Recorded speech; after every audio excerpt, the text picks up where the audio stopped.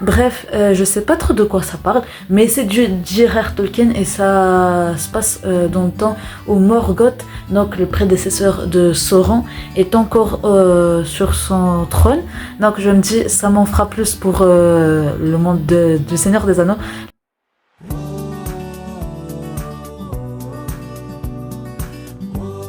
Bien à tous, j'espère que vous allez bien. Pour ma part ça va super. On se retrouve aujourd'hui pour une toute nouvelle vidéo où je vais vous présenter ma palle pour cet été et les résultats de ma palle pour le printemps. Commençons sans plus tarder avec les résultats de ma palle pour le printemps.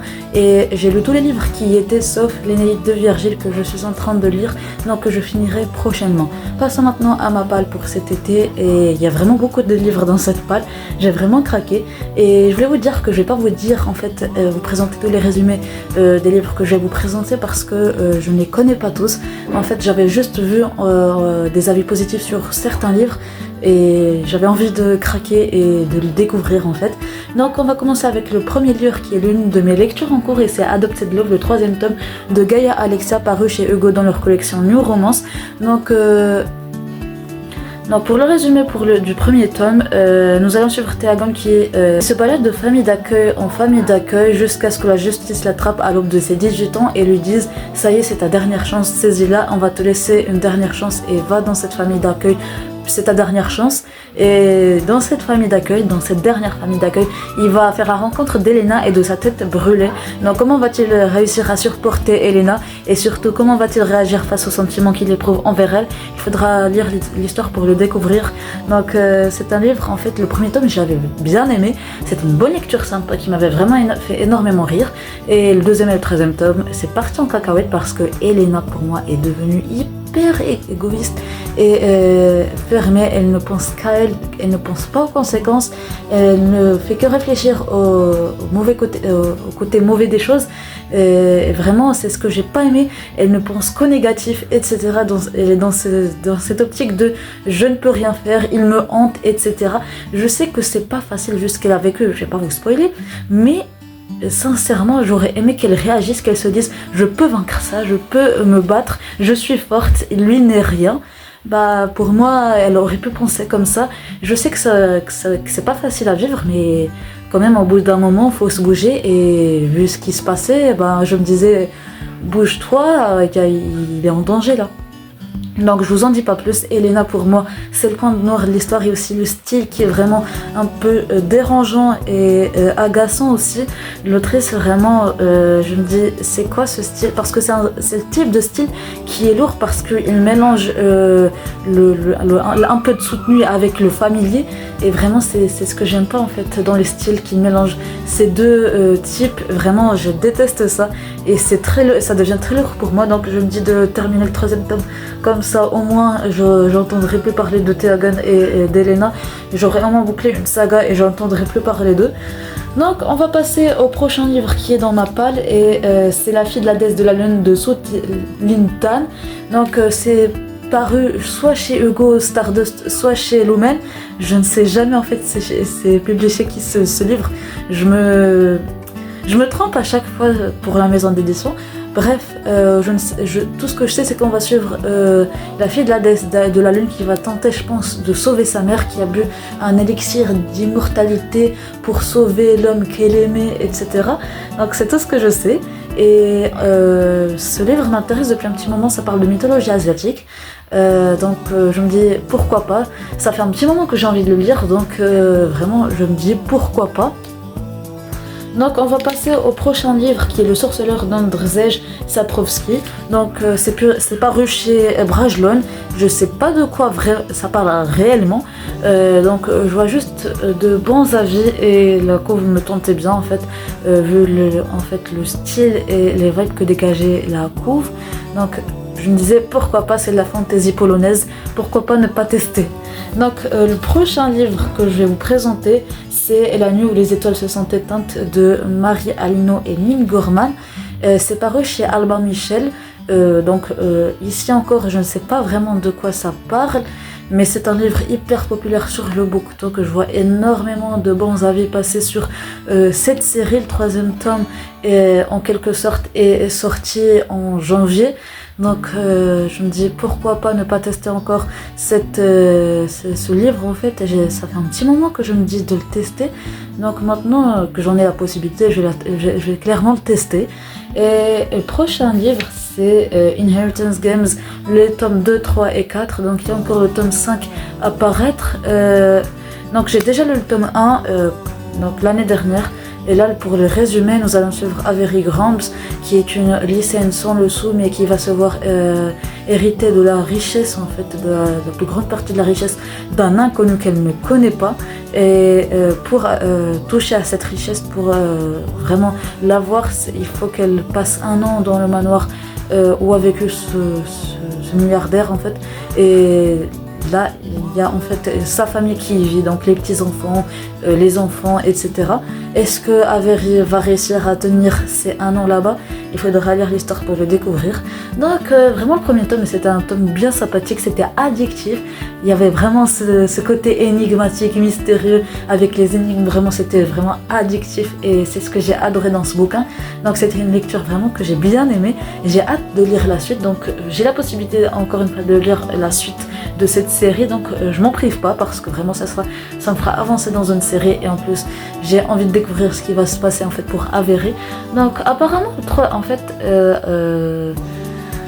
le 4e et 5e tome étaient un peu parus comme ça en fait, ils ont été pendus un peu par l'autrice comme ça. Apparemment dans le 4e tome on va suivre Jameson et Grayson qui sont deux des fils Hawthorne qui vivent en fait dans le manoir. Et là je me dis peut-être que je peux lire la trilogie, mais ne pas lire ces 2 tomes compagnons. Bref, on verra à la fin du tome 3. Et on va passer maintenant au prochain livre qui est Les enfants de Hurin de J.R.R. Tolkien. Donc, je sais pas, je pense que c'est paru chez Pocket.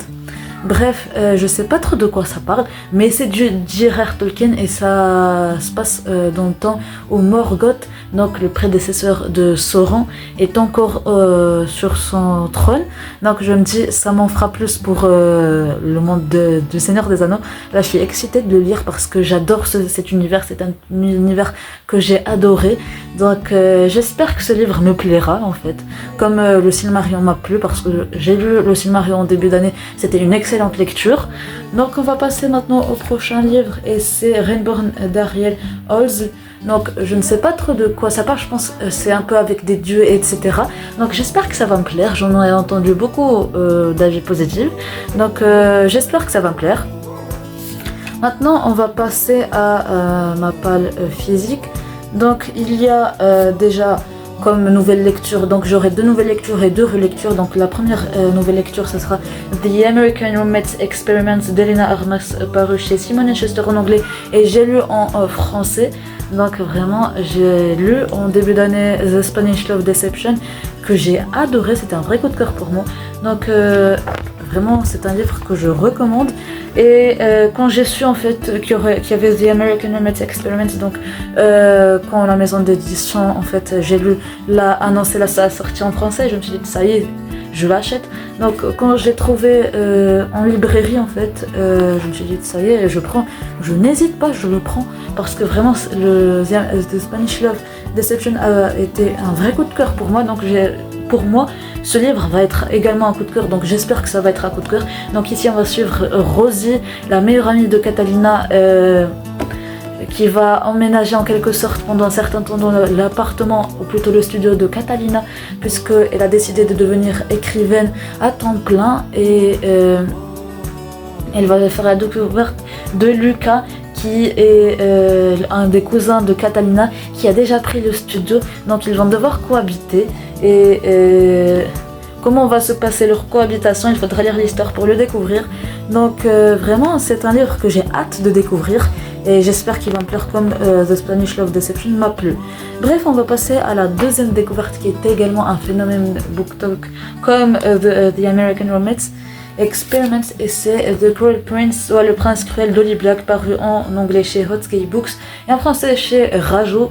Donc ici je sais juste qu'on va suivre Jude qui a été en quelque sorte enlevé par un faille pour et il va emmener en fait ce fameux faille va les emmener elle et ses sœurs à Terra Faille c'est un autre nom en fait en anglais. Donc elle va grandir là-bas, elle va vouloir devenir en quelque sorte comme une des failles, gagner leur estime.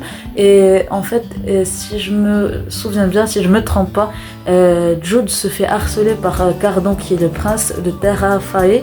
Donc c'est un livre hyper populaire.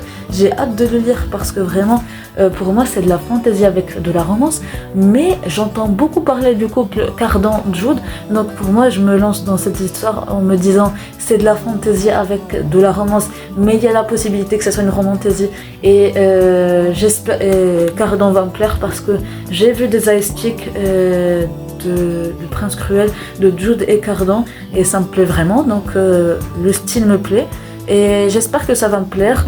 Donc je vous en dirai des nouvelles les amis de ces deux nouvelles lectures. Donc j'ai beaucoup d'attentes par rapport à ces deux nouvelles lectures et j'espère qu'elles ne me décevront pas.